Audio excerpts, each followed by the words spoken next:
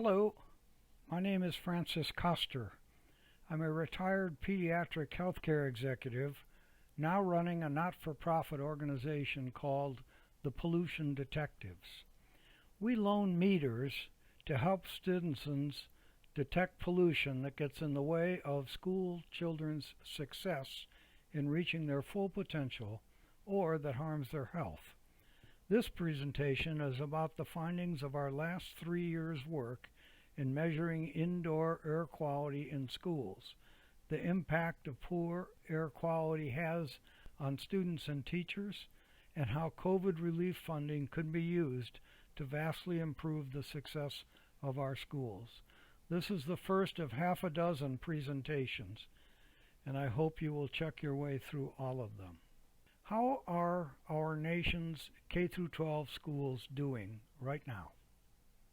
This is pre-COVID. The United States K-12 schools ranked in the bottom half of the world's 35 richest countries. And it's important to note that the other 34 richest countries have compositions pretty close to our own. They've got wealthy people, middle-class people, and poor people. So when you're comparing yourself to the world's 35 richest countries, you're comparing yourself to countries that look roughly the same as we are. North Carolina ranks 23rd in student performance out of the 50 states. So we're in the bottom half of the richest countries in the world and almost the bottom half of the United States. Poor teaching and family circumstances are often blamed for these issues, but that's not the case. It's often the school building that causes failure to learn. Science shows us that improving indoor air quality in classrooms can raise student performance 1 or 2 letter grades. And this is not a health issue. We're not talking about people catching disease from poor indoor air quality. We're talking about their brain shutting down. How did this situation arise? There's currently no federal regulations to routinely inspect schools for indoor air quality or pollution. Less than a dozen states have very modest requirements, and the rest, including North Carolina, have none. So these buildings are built sometimes 50 years ago, and there's no inspections being done. This is important because a brain full of fresh air is a lot more active. It's much easier to both be a good teacher and to be a good student. If you look at the image on the left, this is the activity of a child's brain after spending the day inside a classroom. And this is the image on the right of the child's brain after they were outside and came back in the classroom. Indoor air quality, when it's good, increases learning. There's a number of examples out there. I've just picked 3 to show you. After fixing our indoor air quality, we've seen an increase in scores of 17.3% on standardized tests. This is a big school system in Texas. Doubling ventilation rates improved student performance by 14%. This is in Denmark. The footnotes are down at the bottom of the slide. 140 classrooms in Oklahoma were analyzed and upgraded if needed. Schools with the worst indoor air quality before renovation improved their test scores 10 to 15%. And even the schools with the best indoor air quality before renovation improved theirs 5%. A lot of people think that improving indoor air quality is an expense.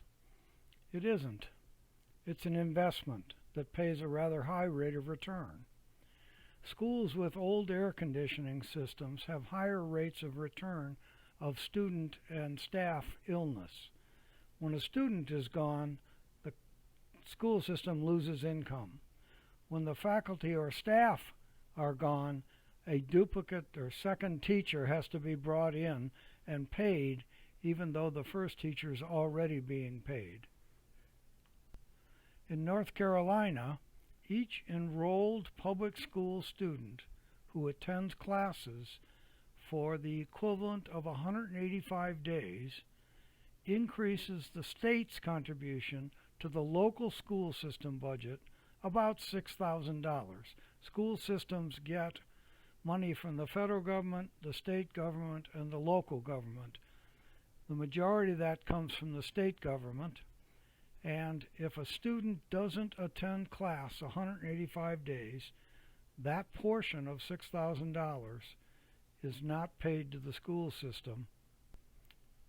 About 5% of all students do not meet this 185-day minimum attendance requirement in North Carolina, and that average is pretty true around the country. The $6,000 lost in state funding per student times the 5%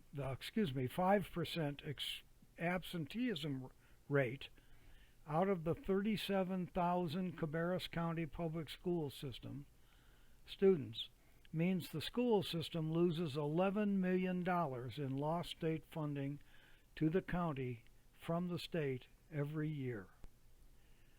You can buy a lot of air conditioning improvements for $11 million, and if you just cut your absenteeism rate in half, you would save about $5 million a year in lost income.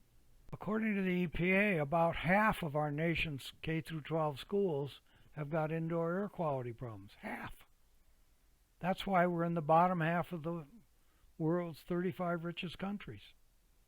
But stimulus funding for COVID can fix this.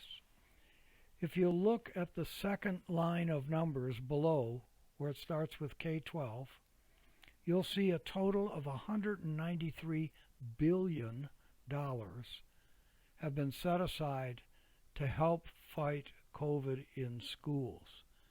If we spend this money correctly, we can not only fight COVID, we can fight the kind of learning suppression that happens when classrooms have low oxygen. I hope you'll join me for the next in this series of slideshows, and that you go to our website, www.thepollution detectives, where you can see detailed reporting on the kind of research we've done, the records we keep, the scientific literature behind our work, and where you can fill out a form and borrow the meters to survey your own schools. See you in the next act.